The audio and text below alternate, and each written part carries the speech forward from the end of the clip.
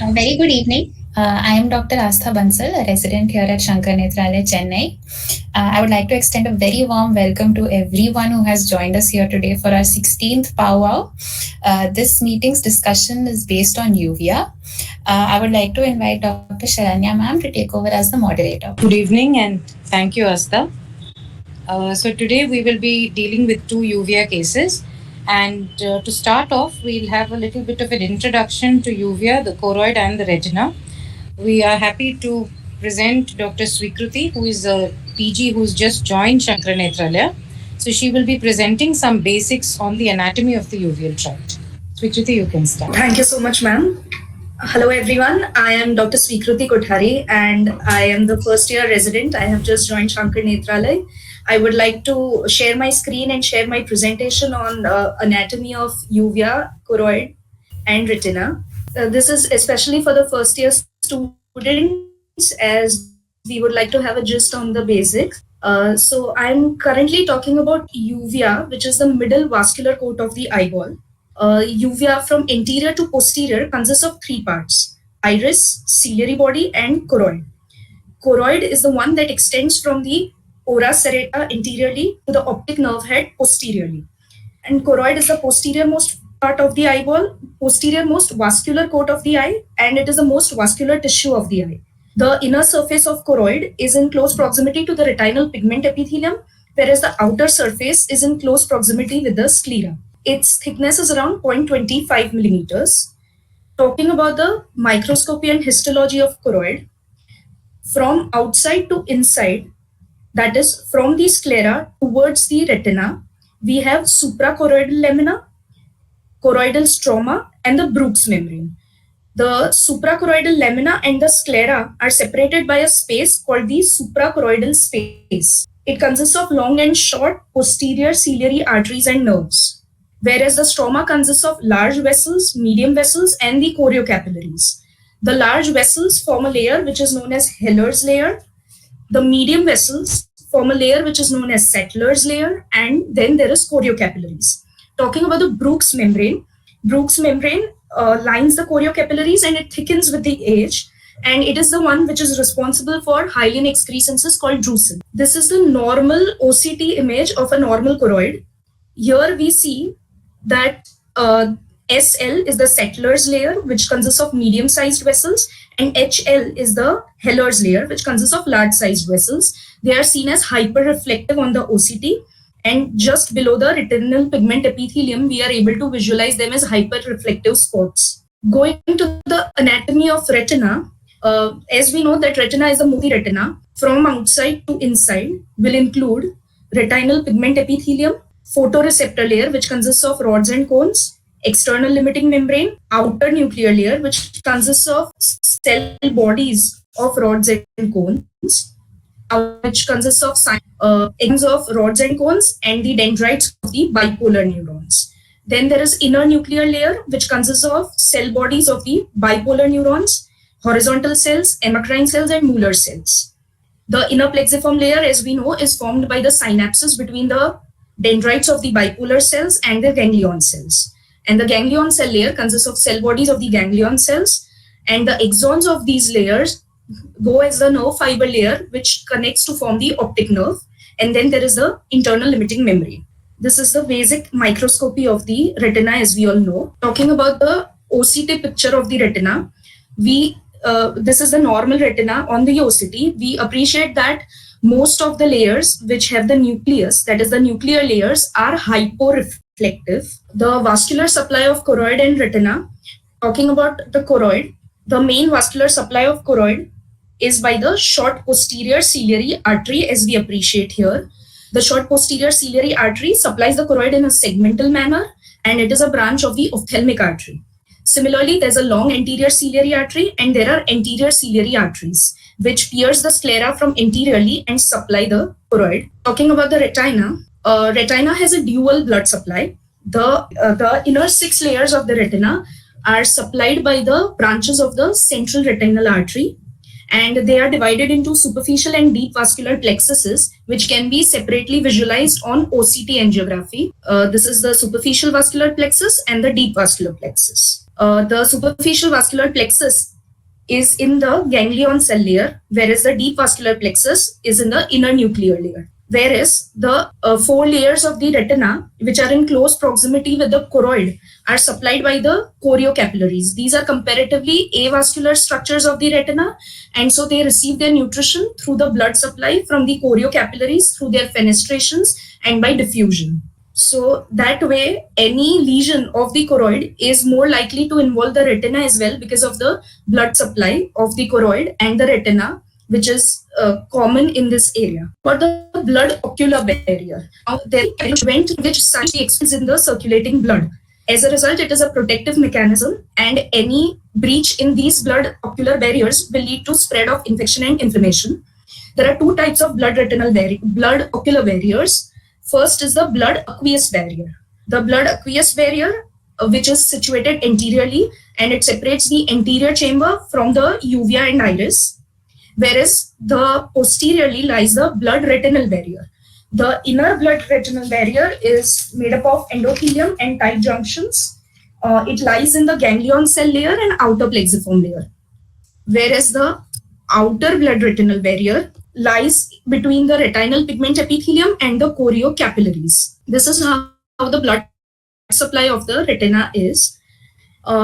Considering today's topic on posterior uveitis, as we know that choroid and retina are in close contact, and so choroidal inflammation almost always involves the retina. So posterior uveitis may be of following types. It can be either choroiditis, retinitis, or chorioretinitis. This was just a small summary on the basic anatomy, and I would like to conclude my presentation on this. Thank you so much, and let's move on for the evening. Thank you. Thank you, Swikruti. We will now move on to the clinical presentations for the day. It is an honor to introduce our panelists. Today we have with us Dr. Amala George, a senior consultant in the Department of Uveitis and Cataract Surgery in Shankar Nethralaya, Chennai, and Dr. Amitabh Kumar, a senior consultant in the uvea department at Shankar Nethralaya, Kolkata. So both of them are extremely approachable and very, very knowledgeable, both in uvea and in all general life matters. So it is a great honor to have you with us for this discussion. I'd like to introduce the speaker for today, Dr. Saloni Desai. So Saloni was a fellow in Shankar Nethralaya in the uvea department from 2023 to 24. Currently, she is a senior resident at GCS Medical College in Ahmedabad. Saloni will be presenting two cases. We'll then open it up for discussion. Over to you, Saloni. Yes, good evening, ma'am. Good evening, everybody. I'll just start my presentation. So my first case is a 43-year-old female who was diagnosed elsewhere as chronic interstitial nephritis with Sjogren syndrome, and she was started on oral steroids and tablet hydroxychloroquine. Following oral steroids intake, she developed herpes zoster at T11 dermatome, and hence she was started on antivirals and acyclovir ointment along with oral steroids. So this is a clinical picture of the healed scarred lesions of herpes zoster at T11 dermatome. 15 days later, she went somewhere with complaints of diminished vision in right eye, and there she was diagnosed as right eye autoimmune retinitis with microvasculitis and treated with 3 doses of intravenous methylprednisolone followed by high-dose oral steroids and tablet azathioprine, which is an immunosuppressant. Then, since the symptoms did not improve, she came to us. On presentation to us, the right eye visual acuity was perception of light, and in the left eye, it was 6/6. On slit lamp examination in the right eye, there was no anterior chamber cells or flare. The lens was clear, but there was presence of vitreous cells 3+ with flare 3+. In the left eye, there was no anterior chamber or vitreous cell reaction, and the lens was clear. The intraocular pressure in both the eyes was 12 mm of mercury, and the fundus examination in the dilated fundus examination in the right eye showed acute retinal necrosis, which was spread 360 degree. In the left eye, the fundus was completely normal. So these are the right eye slit lamp pictures showing pigmented capes, clear lens, as we can see in the middle picture. There is presence of vitreous cells and flare. This is a fundus picture of the right eye of the same patient showing 360 degree yellow confluent retinitis patches along with vasculitis in between and some hemorrhages. This is the temporal part of that fundus. This is the autofluorescence of the same eye showing the difference between the normal retina and the necrosed retina. This is a fundus picture of the left eye, which shows the absolutely normal fundus. So then we investigated her further, and she was found to be ANA positive for SSA RO pattern. She was ANA IgG positive for SSA native 60 kDa positive. The CRP, HBS AG and HCV were negative. The ESR was 16 mm per 1 hour. The uric acid and creatinine were raised, suggesting deranged kidney function. The liver function test, lipid profile were absolutely normal, and the diabetic profile was also normal. So we further investigated because we thought it was acute retinal necrosis. We did right eye anterior chamber tapping under sterile precautions. And meanwhile, the patient was started on intravenous acyclovir 500 milligram every 8 hours for 7 days. The PCR came out to be positive for VZV DNA targeting ORF63 gene region, and the RT-PCR detected 6 crore copies of VZ DNA. The same PCR for CMV and HSV were negative. So a final diagnosis of acute retinal necrosis in a patient of Sjogren syndrome following treatment with immunosuppressants were made, and the patient was treated on the further line. The patient was planned to be given intravitreal ganciclovir, that is 2000 microgram in 0.1 ml concentration. So these are the fundus pictures after 2 days and 4 days after the first intravitreal. As we can see, there are the retinitis is slowly healing. And then so we followed up her on tablet valcyclovir 1 gram thrice a day along with oral steroids. However, 1 month later, she developed total retinal detachment. As we can see in the ultrasound, there is presence of retinal detachment along with disc pallor in the right eye. The vision had dropped to no perception of light. This is a fundus picture with the arrow showing optic atrophy. She developed total retinal detachment in right eye with nil visual prognosis. So to summarize, a 43-year-old female, known case of Sjogren syndrome, came with complaints of right eye diminished vision. She was elsewhere treated with steroids and immunosuppressants. The fundus picture is as shown. We can see the retinal necrosis along with vasculitis. So we made a diagnosis of ARN. We did the AC tab, which was VZV positive. And we treated with oral, intravenous and intravitreal antivirals along with oral steroids. So this is the post-intravitreal fundus picture showing the retinitis lesion healing. But unfortunately, we lost the vision due to retinal detachment and optic atrophy. Moving on to the second case. So this is a second case of 36-year-old male from West Bengal presented to us with complaints of diminished vision in left eye since 7 days. There was history of fall of foreign body in the left eye 7 days back, followed by redness and pain. So he was diagnosed. Saloni, can we interrupt you here? Maybe we'll discuss the first case and then move on to the second case. Yes, ma'am. So we open up the discussion to the panelists. We first have Dr. Amitabh Kumar. Very good evening, everybody, and thank you, Sharanya, for the invite. Yes, ma'am. Stop sharing so that the panelists can be seen. Yeah, thank you. Yes, ma'am. So, good evening, everyone. Very nice presentation, Saloni, and at the very outset, thank you, Sharanya, for the invite, and good evening, AG, ma'am.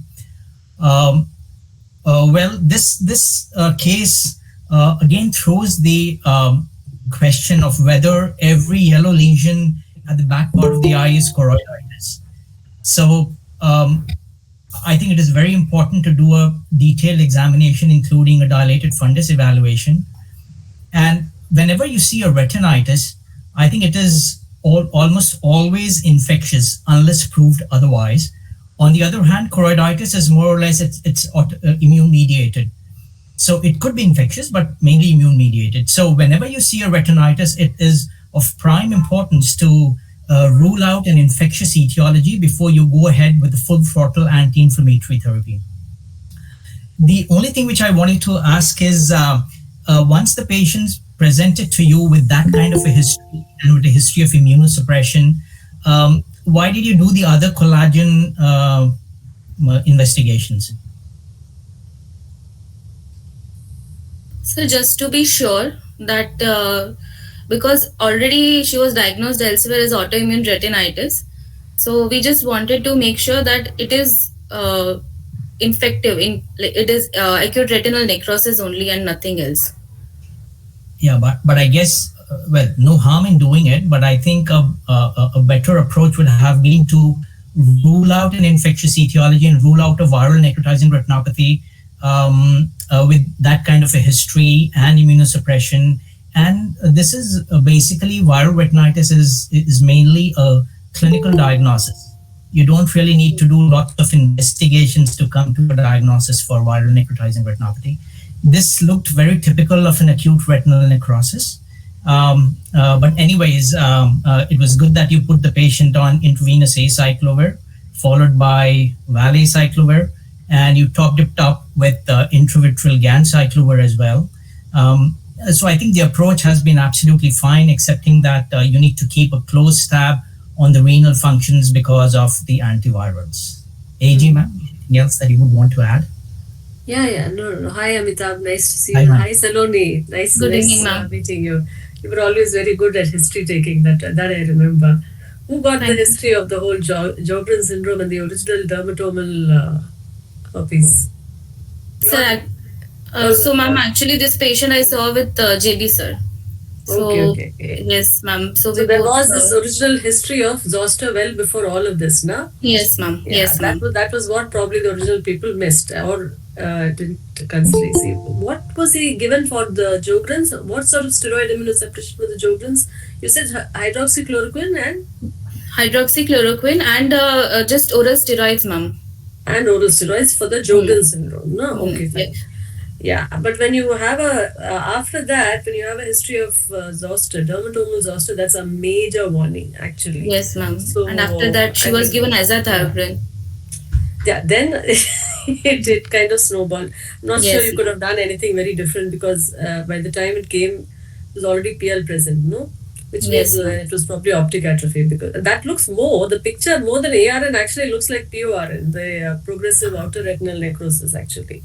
Yes, ma'am. Because she would have been massively immunosuppressed. And yes, ma'am. I mean, how many? 6 million copies or something was of 6 crore. 6 crores is how much is that? Actual 6 and 7 zeros. Like. So that's some 50-60 million copies. Oh God. Yes. And so that's really she probably need to be continued on the Valismith just for that alone, you know. Even if you've lost the vision, it'll take a long while. We've got eyes with post immunosuppression viral infection that take a very long time to settle down. But yeah, that was a very good case. Good. Thank you, ma'am. All right.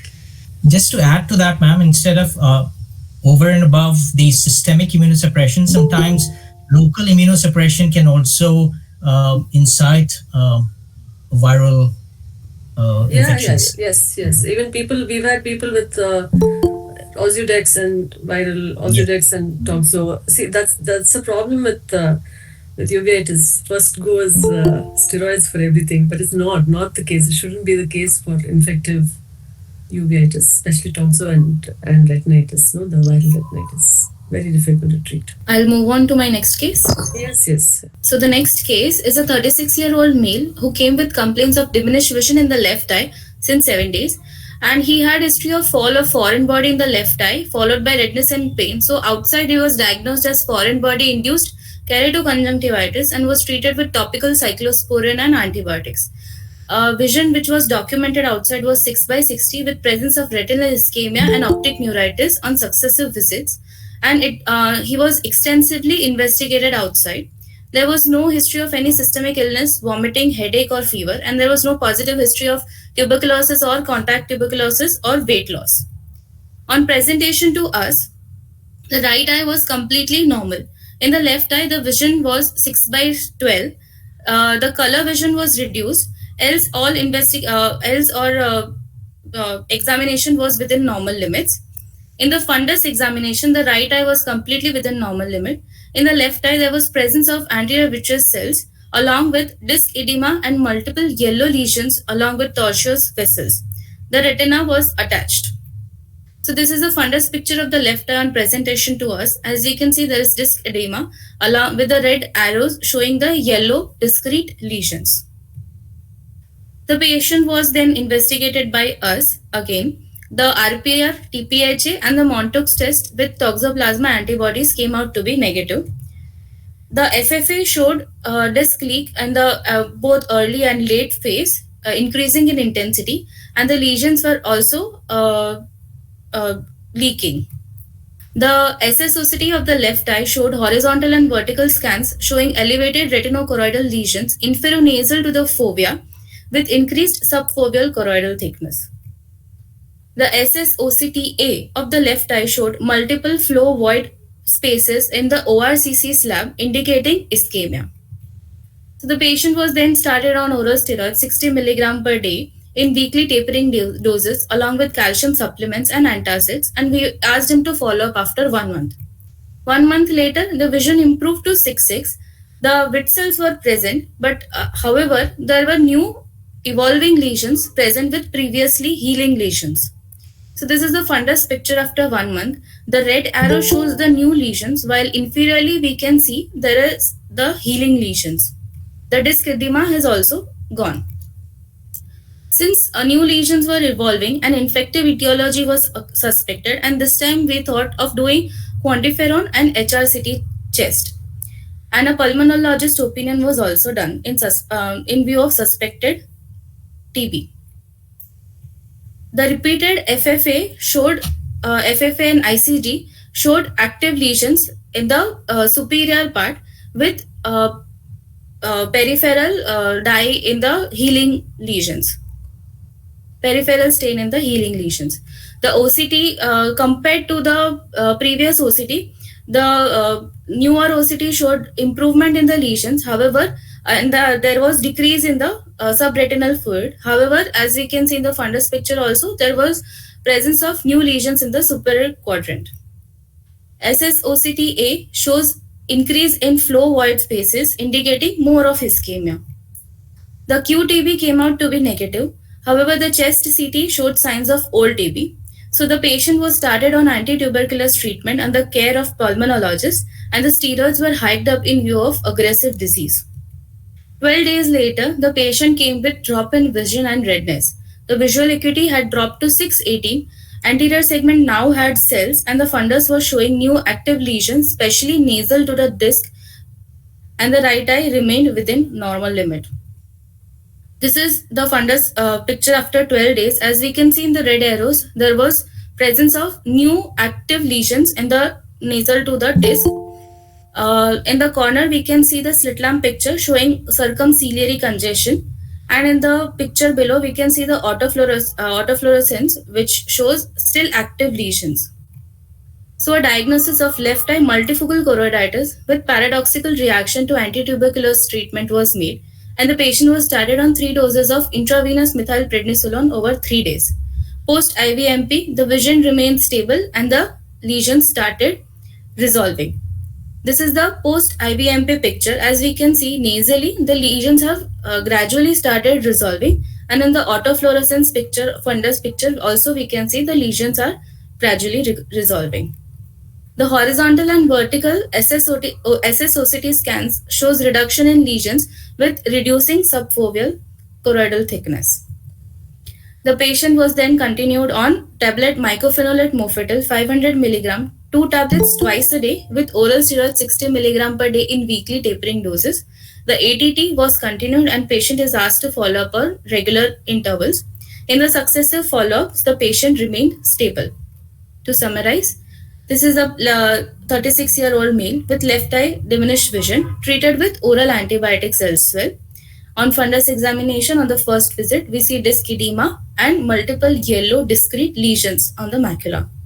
We investigated and started on oral steroids. 1 month later, the previous lesions started resolving, but there was presence of new active lesions.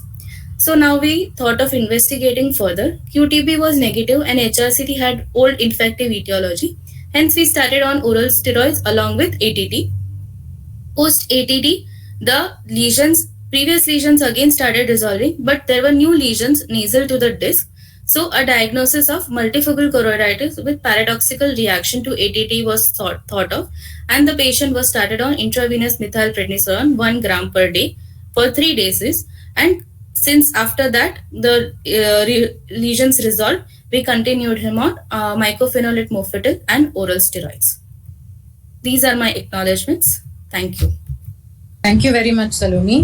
So this brings us to the end of the second presentation. So as you can see in the first case, it's really a problem of too much immunosuppression that has caused uveitis, and in the second, it's probably too little immunosuppression that has also resulted in reactivation of uveitis. So the question remains, how much is too much and how little is too little? With this, I hand it back to the panelists to discuss the case. We have a few questions from the postgraduates and the fellows, which I will ask after the panel discussion. Dr. AEG, please. Yeah, very good case. And I think what we all describe as multifocal choroiditis with panuveitis. I think patients started with redness and then progressively all of this started. There's one of those white dots that basically means we don't know what's happening. We tend to investigate for everything. The patient had gone through all the usual investigations. Didn't the patient have it? I mean, the usual, the VDRL, all that stuff was done, no? No, ma'am. No. VDRL and everything was not done. I didn't see that. I don't remember seeing that. See, generally when we see a non-specific case of multifocal choroiditis, I'd prefer to investigate, like rule out these. See, I do yes. HIV, hepatitis B, C, VDRL, TPHA. Okay. And see, get that out of the way. And the mantle was negative, for the patient? Yes, and ma'am. The quantiferon, no? Also negative. Yeah. So, see, multifocal choroiditis with panuveitis, that the full-fledged syndrome as described originally, it tends to be long, drawn out, and have a lot of recurrences, and whatever we do, it doesn't seem to work all that well. The typical one. So, I'd rather we hit it right in the beginning with, like, if we don't have a definite infective etiology, then yes, from the beginning, IVLP, and go ahead with treatment with the mycophenolate and everything else. I'm not all that convinced about the tuberculosis, the role of tuberculosis in this particular situation. Not all that much evidence for that. I don't know. What does everybody else think? Dr. Amitabh. Yeah, I think I totally agree with you, ma'am, because with this kind of a presentation where you have disc involvement and fovea-threatening lesions, by the time you're investigating the patient, it will be a good idea to take a physician's clearance for starting the patient on pulse steroid therapy followed by oral steroids and immunosuppressives. Since the MAN2 and QTB both were negative, but the HRCT did show some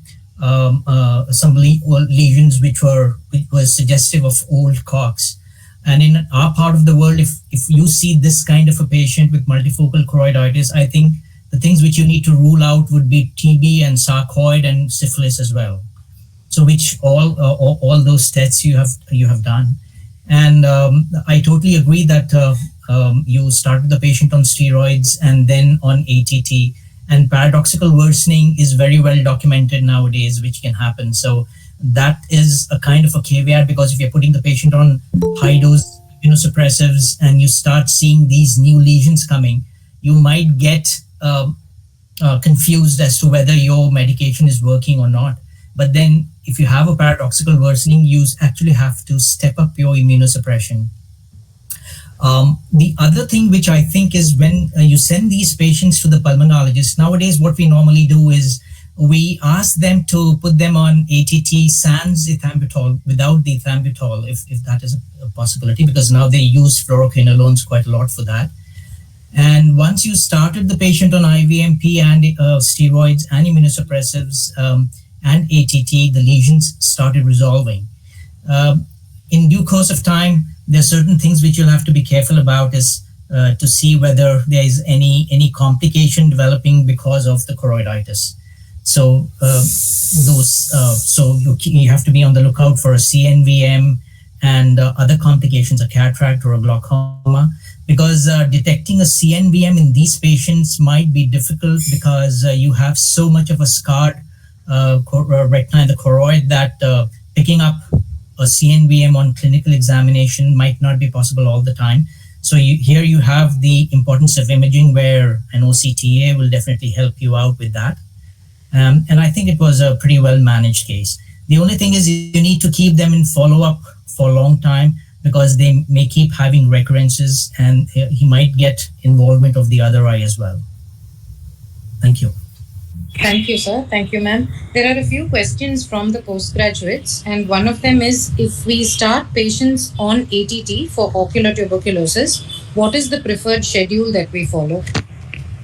One more thing about, avoiding ethambutol is the conventional thing, yes. So you do 4-drug ATT for 2 months, and then between 6 to 12 months of conventional ATT.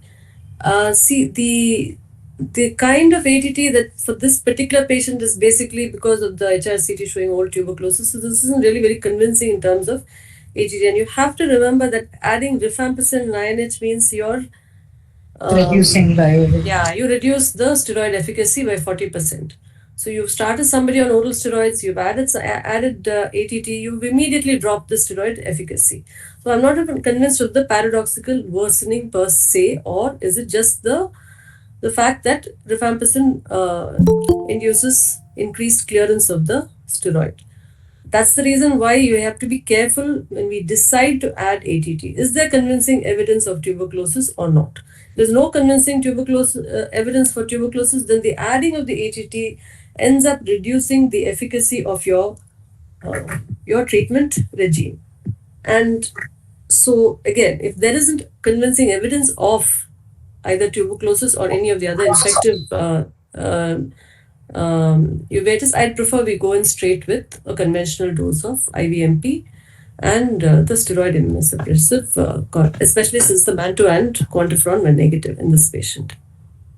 The duration of ATT also, again, it really depends on how much of evidence of tuberculosis there is systemically. Is it even in the eye, whether it is a large quantity of TB bacillus conventionally, like in the subretinal tuberculosis scenario, in which case it tends to take a fairly long time, 9 months to 1 year. Thank you. Just as a cover, it will be usually the 6 months of ATT. Thank you. Yeah. Welcome, JB sir.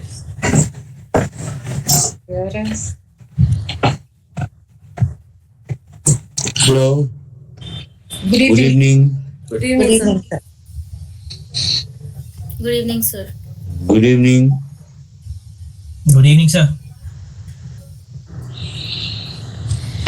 There's also a question from the postgraduate, which is, how do we clinically differentiate a choroiditis, retinitis, and a retinochoroiditis lesion?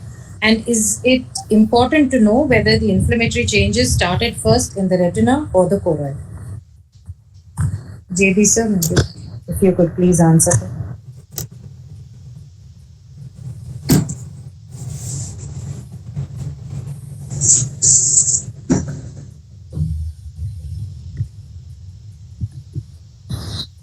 Can you repeat the Sharanya, question? could you repeat your question for sir? Yeah. JB sir, can you hear me? I don't think sir can. Sir, can you hear us? I don't think sir can hear us, but if Dr. Amitabh can tell us for the postgraduate. So if you have seen the first case where we say it's a retinitis, obviously retinitis means the lesions are in the retina, and choroiditis means the lesions are in the choroid. So if it's a choroiditis, and I think if Saloni can go back to her presentation of the second case. So choroiditis means the lesions are deep. Okay, Saloni, can you just show the photograph, the fundus photograph of the second case? Sir, the fundus photograph of the second Yes, case. so here if you see these yellow lesions, the active ones, they are deeper because you can see the blood vessels going over them. And also the color of those active lesions will be different from what it will be for a retinitis lesion, because they are much more superficial. So that is one way of differentiating clinically. And nowadays, since you have an armamentarium of other diagnostic modalities available, that also will substantiate your clinical judgment. But I think your clinical acumen is the one which is most important. Anything else that you would want to add? AG, ma'am? No. You described that very well, about noticing the blood vessels and the ill-defined nature of the choroidal lesion, the fuzzy borders, everything. For the retina, everything is a lot more sharp. Yes. And you really cannot see the blood vessels before in front of the thing. And it's extremely important to know whether something is choroidal, retinal, or retinochoroidal. So choroidal, it could be any of these things, both infective and non-infective, but retinitis is almost always infective. And like you said, both with and viral, purely the infected retinitis, which with of course some of the lymphomas and everything else, the masquerade syndromes are also there. And retinochoroiditis could be everything, could be your toxoplasma, could be tuberculosis, everything. It really depends on where the lesion originated. Very often it's choroidal only, but how soon the retina gets involved is very difficult for anyone to say. So retinochoroidal, again, good chance that we're dealing with something infective.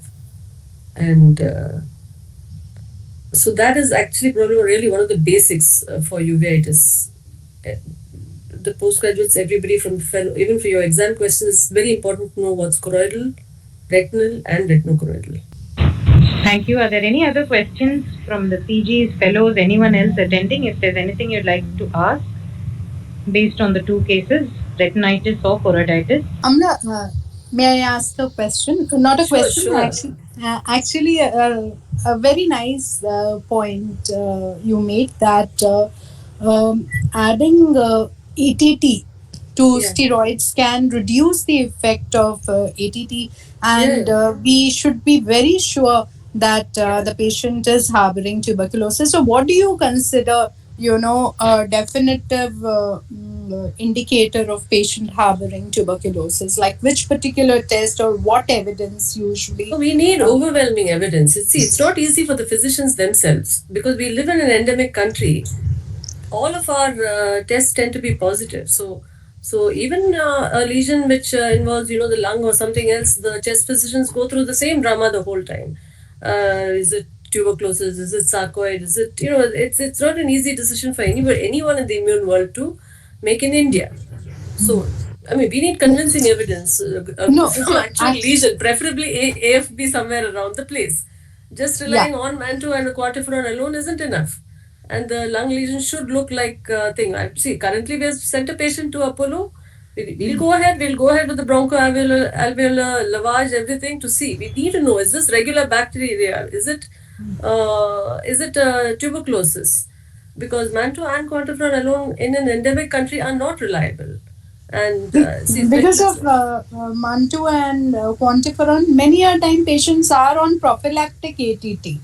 It reduces the effect of the steroid. so then the whole thing is extremely counterproductive. We don't efficiently treat the immune problem one way or the other. So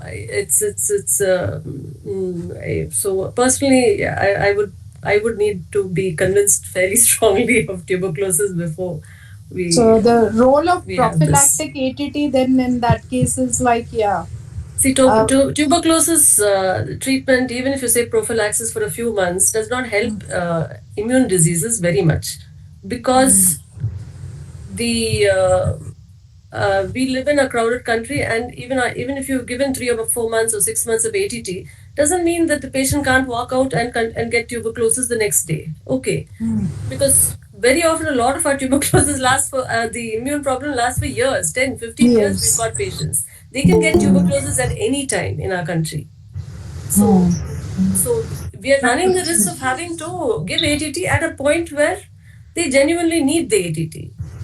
So this is something we discuss with the patients from the beginning. This is the situation. You may or may not have tuberculosis. Whether you take the ATT now or not, you are still going to have to be careful throughout.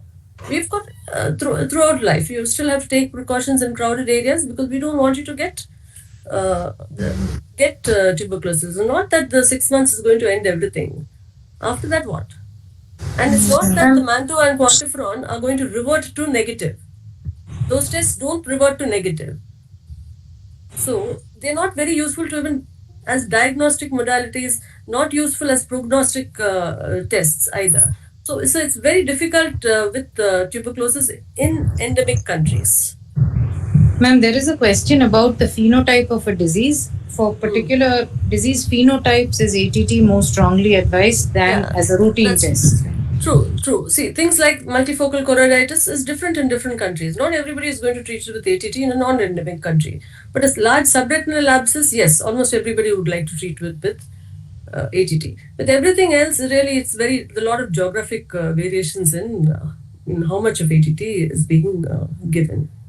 And so preferably we'd like to see AFB somewhere. Go after it. Tubercular, you do your TB lymphadenopathy, bronchoalveolar lavage, send it for gene expert.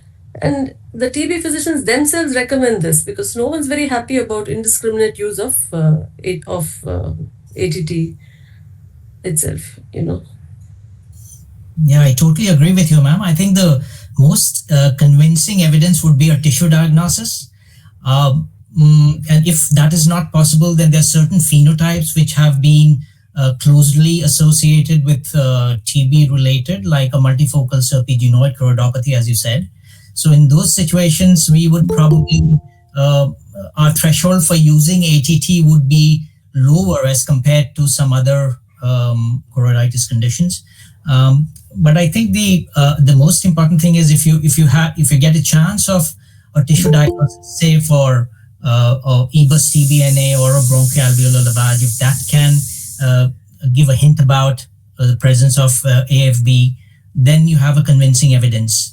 Otherwise, I totally agree with you that it may be a futile attempt to just put the patient on prophylactic ATT and reduce the efficacy of steroids where steroids are actually required to take care of the immune response. Thank you. There's just one more question, and that is about the role of steroids in ARN. So ARN with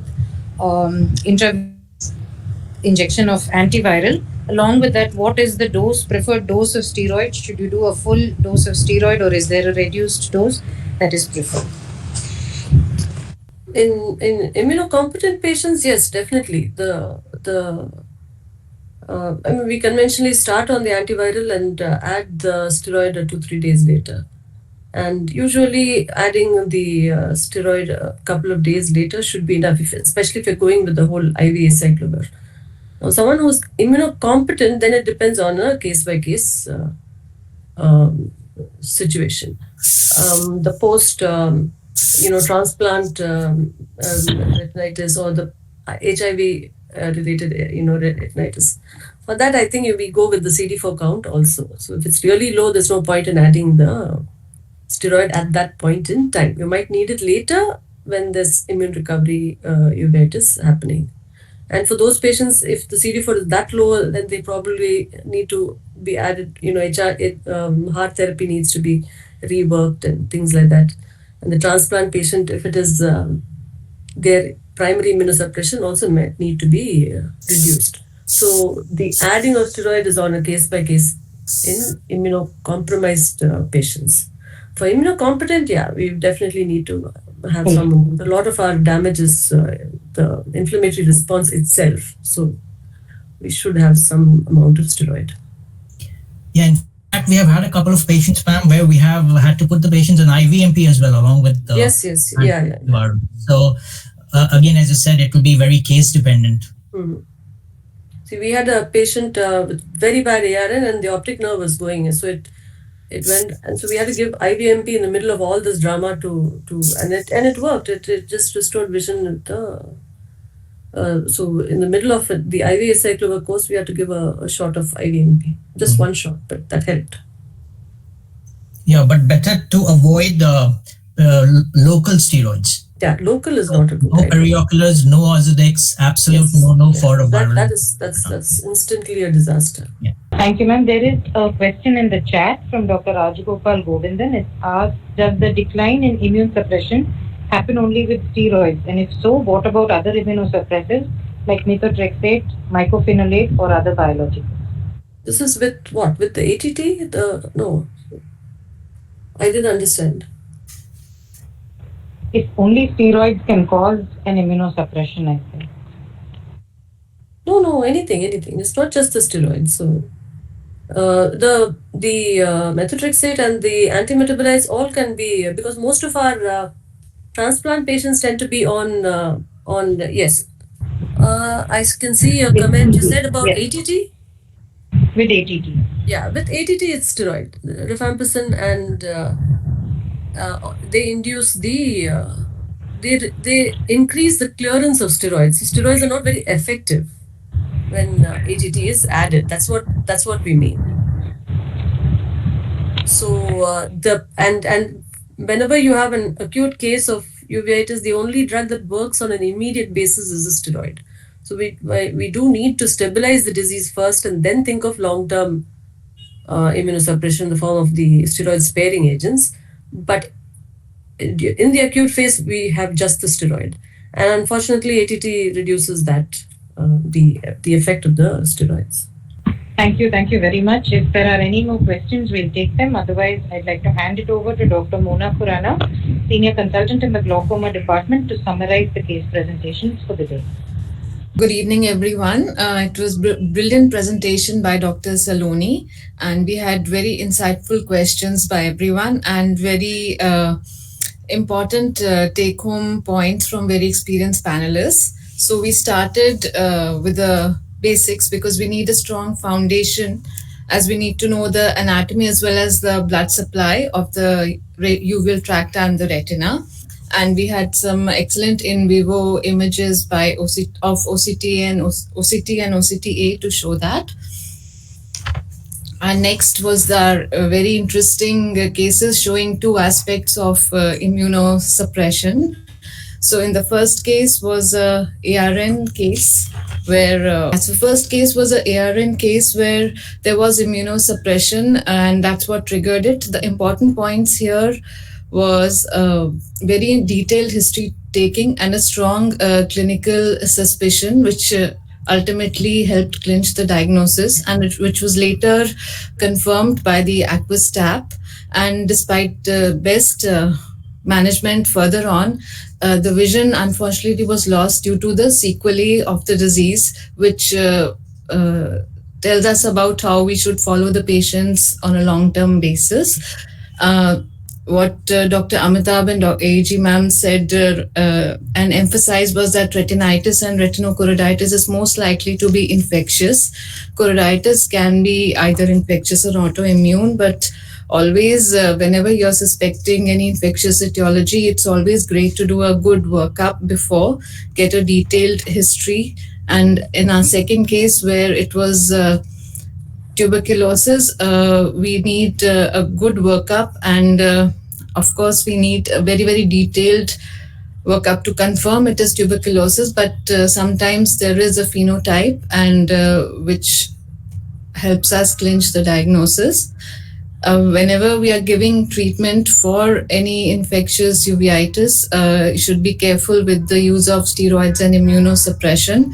In immunocompetent patients, first start the anti-infectious agent, and then after some days we can start steroids. But if the patient is immunocompromised, then should be very careful in starting steroids and under careful monitoring after a little longer time of giving the anti-infectious agent.